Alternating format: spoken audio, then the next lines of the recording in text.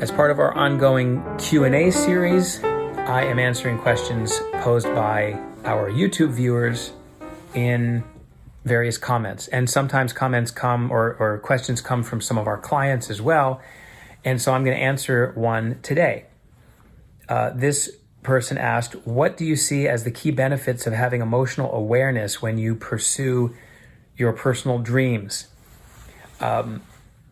So I said, well, that's a great question. If you're referring to personal goals, emotional awareness is critical because your emotions provide valuable feedback. People often set goals that are unrealistic in terms of their outcome and their time frame, such as when starting a business or setting New Year's resolutions. And so they may feel some form of fear, also known as anxiety or stress, associated with setting that goal.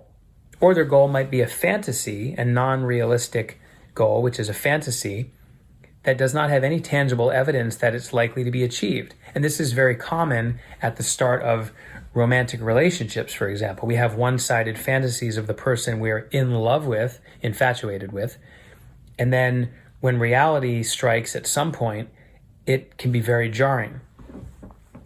Now, one clue to having an unrealistic goal is if the person is infatuated with the desired outcome or the person, in the relationship case, which is feeling extremely positive, extremely excited about that goal or that person. Now, being aware of having lopsided emotional states, either very positive or very negative, is helpful. That awareness is helpful because it reveals a distorted perception. In other words, when we're in that state, we're not seeing things as they are, but as we hope they will be, or as we fear they might be. As a result, we have blind spots that can lead us into situations where we will probably make poor decisions or get hurt.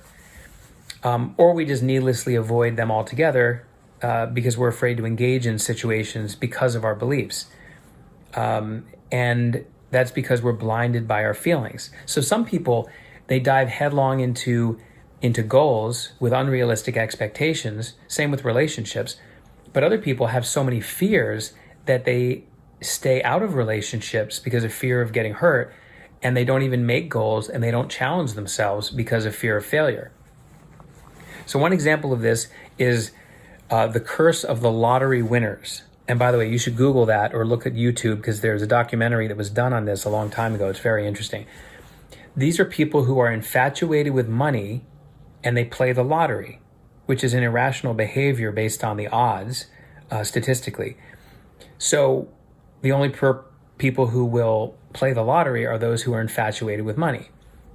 When they win a lot of money, they tend to be ecstatic and really irresponsible with the money, leading to damage in relationships, lots of debt, and ultimately losing it all. And like I said, this has been well documented. It doesn't happen in every case, but it does happen a lot.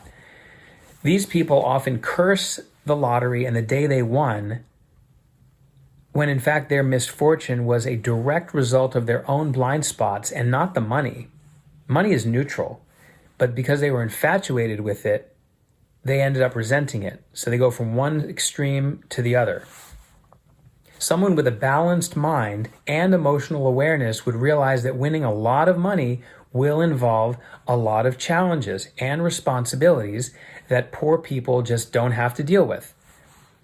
So someone would realize as a result that it's not all rainbows and unicorns. It's not all positive to win that much money. They would know that before buying the lottery ticket. And as a result, that aware person is much more likely to anticipate those challenges and handle them better than someone who is blindsided. And of course, probably wouldn't buy the lottery ticket. So that's a very specific example. And there are plenty of others, such as falling in love with someone, as I mentioned before, and ultimately becoming disillusioned. Also, starting a business and ultimately realize that it's much harder than originally thought, or even being intimidated to do public speaking that could be great for your business because of the fear of being judged or rejected.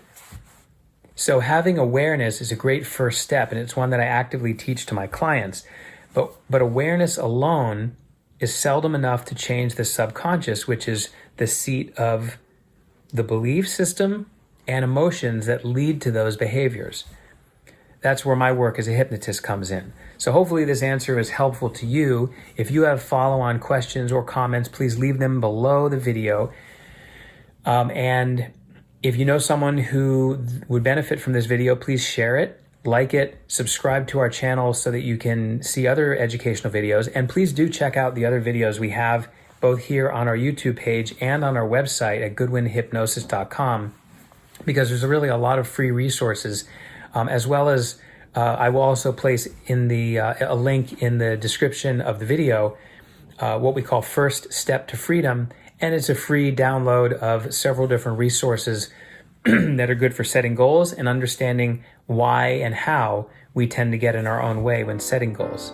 So I hope this was helpful to you, and have a great rest of your day.